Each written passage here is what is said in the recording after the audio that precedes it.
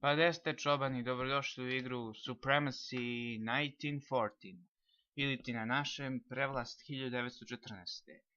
Igra se bazira na taktici Prvog svjetskog rata. Ja ovdje imam neke dve mape što igram, ući ću na ovoj mapi gdje igram kao Japan i tu ću da vam pokažem o ovoj igri kako se igra i kako ćemo da osvajamo teritorije.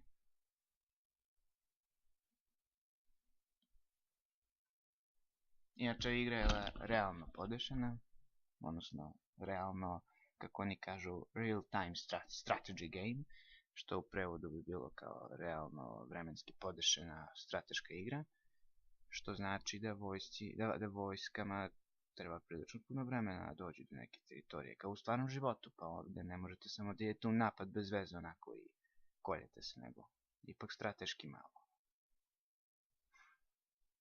Ajde prvo za početak da vidimo ovaj Koreasko carstvo, da im pošaljemo zahtev da budemo dobri s njima.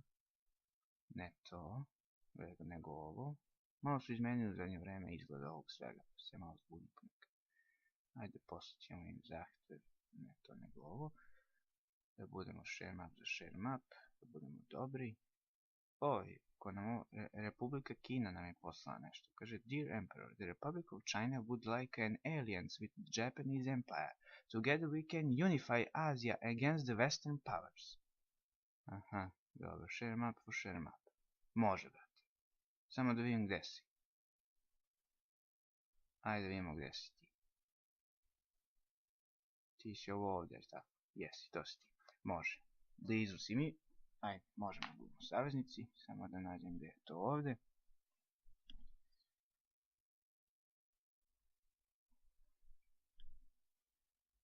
Jesi, evo te, može.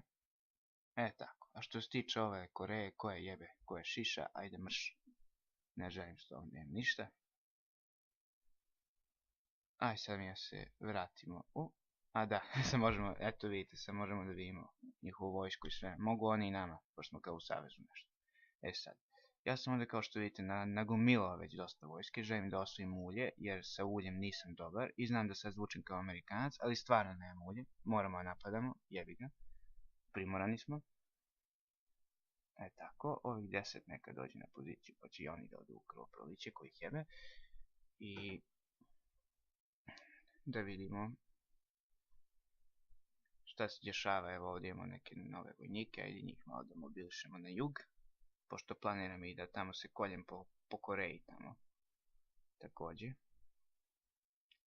I Manđuriju tamo sve da osvojim, da Aziju podelim s onom Kinom, s kojom sam u savezu. I mi naši jadni resursi. Možemo makar napravimo nešto. Evo možemo armor karta, 1000 ulja, ajde, okupno vozilo jedno. Nek se pravi, nek se ima. Ovdje nam se pravi barake, pa možemo konjicu pravimo, ali nama to ne treba realno, pošto mi smo ostrvi. Nama bi najviše trebala neka flota ili tako nešto. Mada ne možemo trenutno pravimo brodove. Kad možemo, ja ću krenem da pravim. Mada luke su previše skupe za nas, imamo samo 1000 drveta, uopšte ne proizvodimo drvo. Evo ovdje ima drvo na jugu, ova Naha provincija, nju možda osvojim isto. Da vidimo što se dešava u svetu. Svet ko svet. Ništa specijalno. Šta radi ova naša Republika Kina ovdje? S kim se kolje? To je sve ovo izgleda ok. A, kolje se s ovim. Ko je ovaj? Ovaj neki Wuhan.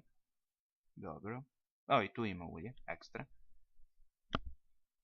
Da vidimo malo novine. Ovdje imate novine. What the fuck, jesam ja to stvarno prvi? Ovo mi se nikad nije desilo. Da budem prvi. I to ovako rano na početku. Pa dobro. Sve može za prvi put. Evo vidite, prethodnog dana sam bio 56. Dobro, ovdje imate obaveštenja na engleskom. Jebi da nema na srpskom. Tražio sam, ali nije bilo. Vidite, imate razne obaveštenja. Škotska okupirala glavni grad nekog tamo stranja. Onda vidite, neki ratovi krenuli svod na sve strane bez objave rata. I neko tamo objavljuje rat. Šta je ovo neka? A ne, ovo je neko drugo sranje. Donald Murray objavio rat. Evo i ovdje neko objavio rat.